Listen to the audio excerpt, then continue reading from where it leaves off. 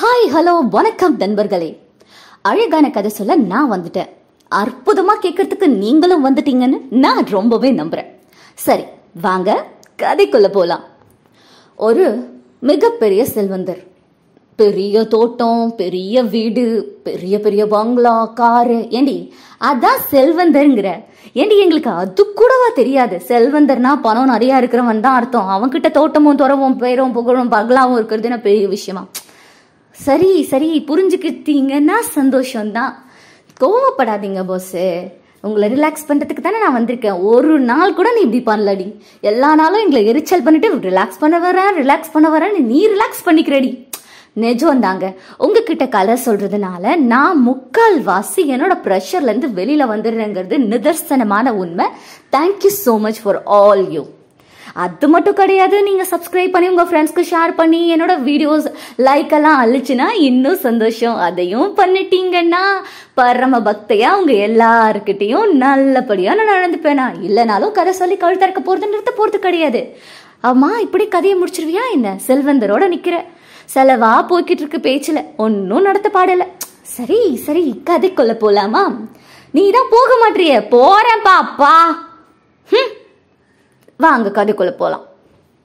ஒரு மிகப்பெரிய செல்வந்தர், அவரோட தோட்டத்துல ஒரு வாழை மரத்துல ஒரு மிகப்பெரிய வாழைக்கொலை, கிட்டத்தட்ட அது ஒரு 2-3 அடிக்கு இருக்குதுன்னு வச்சுக்கோங்களேன். அவ்வளோ பெருசா இருக்குது.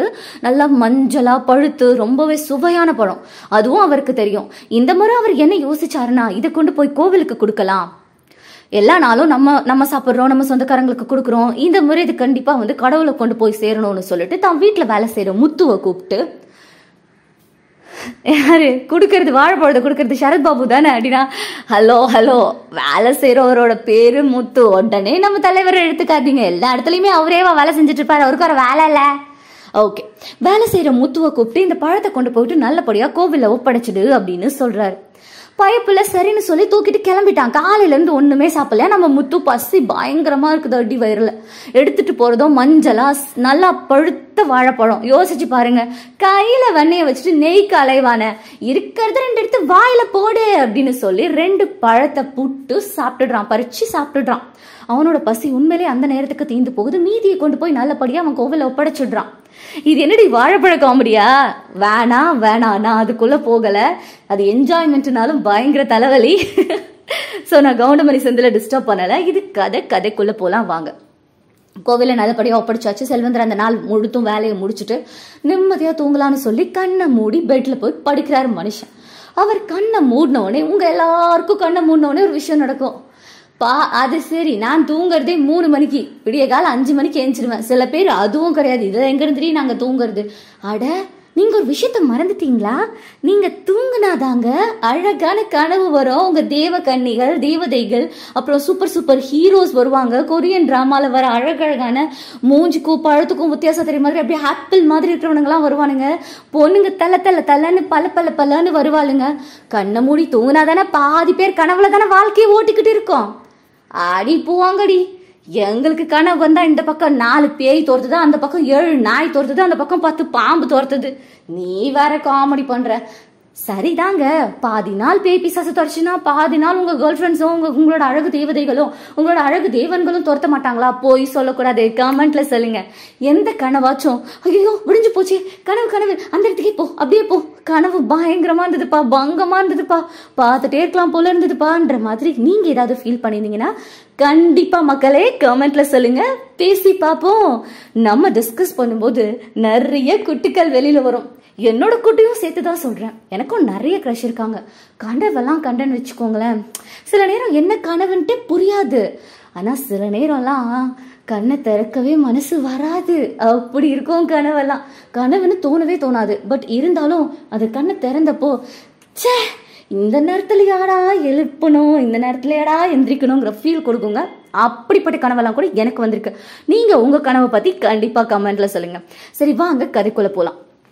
அப்போ அந்த செல்வந்தரோட கனவுல என்ன வருதுனாக்கா, கடவுள் சாக்ஷாத் அந்த பரமாத்மாவே நேர்ல வந்து, எனக்கு இன்னைக்கு நீ கொடுத்த அந்த 2 வாழைப்பழம் ரொம்ப ருசியா இருந்தது, என்னோட பசி ஃபுல்லாவே போயிடுச்சு, உனக்கு ரொம்ப தேங்க்ஸ் அப்படின்னு சொன்னாராம்.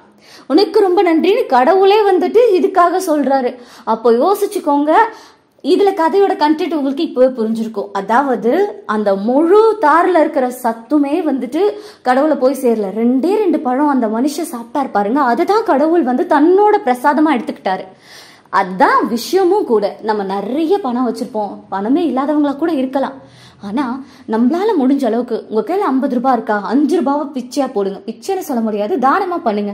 உங்ககிட்ட 50 ரூபாய் இருக்குதுன்னா 5 ரூபாய் தானம் பண்றதுல ஒரு பிரச்சனையுமே கிடையாது. ஒருவேளை உங்ககிட்ட 5000 ரூபாய் இருக்குதுன்னா 100 ரூபாய்க்கு ஒரு 2 பேருக்கு பசியாத்தி விடுங்க. சிக்கன் பிரியாணி கேட்பாங்களே, பரவாயில்லையா, செருப்பாலே அடிப்பேன். பசி ஆத்துறதுன்னா அவங்களுக்கு என்ன தேவையோ ஏதோ ஒரு சாதமோ ஒரு பசிக்கு, அதுதான் உண்மையிலே அந்த 5000க்கு உண்டான மதிப்பை ரெட்டிப்பாக்கும். நம்ம மற்றவங்களுக்கு கொடுக்கிற அப்பதான் நம்மக்கிட்ட இருக்கிற பொருளுக்கு மதிப்பு 2 மடங்குல 2000 மடங்கு பெருகும். அந்த செல்வந்தருக்கு அது நல்லாவே புரிஞ்சுது. ரொம்ப நன்றி பரமாத்மாவே, உங்களுக்கு நான் கொடுத்தது நான் ரொம்ப சந்தோஷமா நினைக்கிறேன்னு சொல்லி அவர் வந்துட்டு அவங்க கிட்ட இருந்து விடை பெற்றுறாரு. இந்த செல்வந்தரோட நிலைமை தான் நம்ம எல்லாருக்குமே. தானம் பண்றதுங்கிறது ரொம்ப நல்ல விஷயம். ரத்த தானம் பண்ணலாம், கண் தானம் பண்ணா அவ்வளவுதான் வீட்டுல இங்க உதப்பாங்க. அதை சொல்லலைங்க, அன்னதானம் பண்ணுங்க. நம்ம செய்யற அத்தனை பாவத்தையும், ஏன்னா நம்மளை எப்பேற்பட்ட உத்தம புத்திரர்களா இருந்தாலும் நமக்கு தெரியாம நம்ம சில விஷயங்கள் தப்பா பண்ணுவோம். ஈவன் சொல்ல போனாக்கா பஸ்ல போவீங்க, சில நேரம் கண்டக்டர்ஸ் பொண்டாட்டிக்கிட்ட வாங்கின கேள்வி எல்லாத்தையும் மொத்தமா நம்ம கிட்ட காட்டுவாங்க. அதெல்லாம் அவங்க செய்யற பாவம் தாங்க. நான் வாங்கியிருக்கேன், பயங்கரமான பாட்டு வாங்கியிருக்கேன். ஒருத்தர் அப்படி மூஞ்சில் அடிக்கிற மாதிரி டிக்கெட்டை விசிறி அடிச்சிருக்காரு என் மேல. இவ்வளோ கோவம் இருக்குது. இதெல்லாம் தப்புன்னு தெரியும், ஆனா இதெல்லாம் பாவ கணக்குல சேராதுன்னு இவங்க நினைச்சுக்கிறாங்க. கண்டிப்பா கிடையாதுங்க, பாவ கணக்குல சேரும். ரோட்ல நடந்து வரீங்க, உங்க செருப்பு பட்டு எத்தனையோ ஜீவராசிகள் இறந்து போறதுக்கு வாய்ப்பு இருக்கு.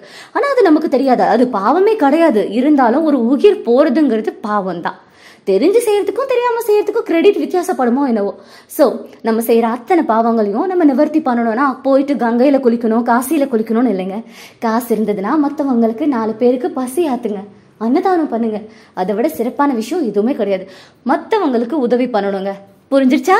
கான்செப்ட் இவ்வளவுதான். விட்டா நான் பேசிட்டே இருப்பேன், நீங்க எனக்கு வாயிலேயே வைப்பீங்க. புரியுது புரியுது. நான் வாயை முடிக்கிறேன். நீங்க கருத்தை புரிஞ்சுக்கிட்டீங்கன்னா ரொம்ப சந்தோஷம். சேனலை சப்ஸ்கிரைப் பண்ணுங்க, ஃப்ரெண்ட்ஸ்க்கு ஷேர் பண்ணுங்க, இதை லைக் பண்ணி விட்டுருங்க. தேங்க்யூ.